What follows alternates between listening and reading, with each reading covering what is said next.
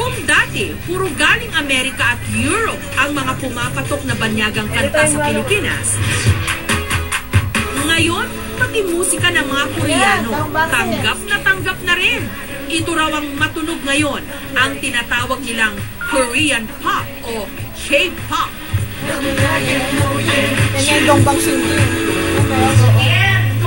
Ang barkada Cassiopeia, Philippines, certified K-pop fanatics.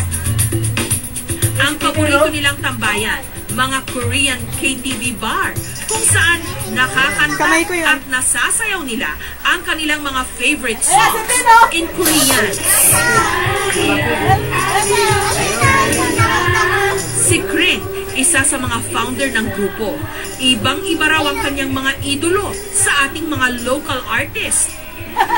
Nakakatuwa lang panoorin, like visually, yung mga K-pop artists. And we don't really have them in the Philippines. Kaya, meron may element of rarity ba? Sa mga 25. Ang iba, hindi lang nagkakasya sa paghanga sa mga Korean pop artists. Gumagastos pa talaga sila. Katulad ng K-pop na si Paula. Kompleto raw ang kanyang koleksyon ng mga paborito ng Korean artists. May CDs at DVDs, posters, photo books, at kung ano-ano pang accessories. Ang iba rito, meron pang mga autograph. Umabot ng araw sa 200 piraso ang kanyang koleksyon. Karamihan dito, binili pa niya mismo sa Korea. Ilang beses na rin kasing nagpabalik-balik sa Korea si Paula at maging sa iba pang kalapit na bansa para lang mapanood ang paborito niyang Korean group, ang PVXQ. At hindi lang yan, nahikayat na rin daw si Paula na mag-aral, magsulat at magsalita ng Korean. 안녕하세요. 저는 파울라입니다. 저는 한국 음악과 문화 너무 좋아합니다. Nagtuturo ng Korean. Kasi sabi ko, hindi ko naman alam yung kinakanta nila. Ano kaya yung kinakanta nila? It might be fun to know kung ano yung sinasabi nila. And also when they go on interviews, gusto ko naman na maintindihan sila.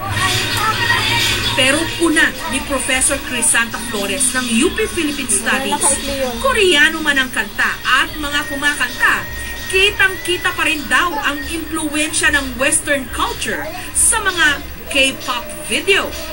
I think it appeals to this digital generation which loves yung fast, diba, mabilis, no, upbeat dancing music. And with dazzling production design, ang mga kabataan ngayon kasi hindi na lang naman music lang yan eh.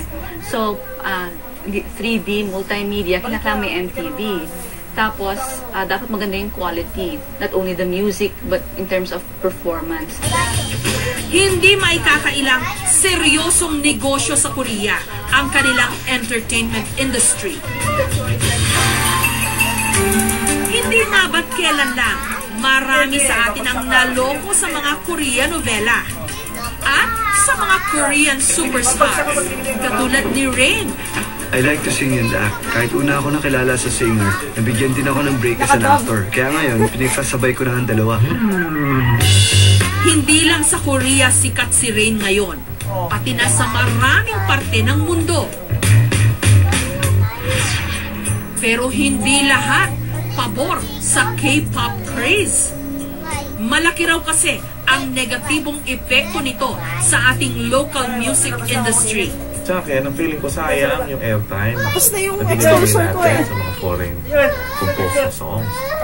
But in fact, ba't hindi na lang natin bigay yun sa mga Pilipino? World class ang Pilipino eh. Ang talent ng Pilipino. Minsan lang, hindi pa niya na-recognize yung true genius niya. No? Pero tayo, we can compete with anyone in the world. Yan ang isang area At least nakita ako. na kaya nating lumaban head-on talaga. Jessie at si Justin. Walang makapagsabi kung saan ang hangganan ng tinatawag na Hallyu o impluwensya ng mga Koreano sa ating sariling pop culture. Siguro nga'y may leksyon tayong pwedeng matutunan mula sa kanila.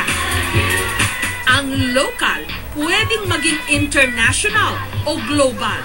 Ang entertainment, mapadrama man, sayaw o kanta, seryoso seryosong industriya na pwedeng magamit para palawikin at ipamalas ang isang kultura.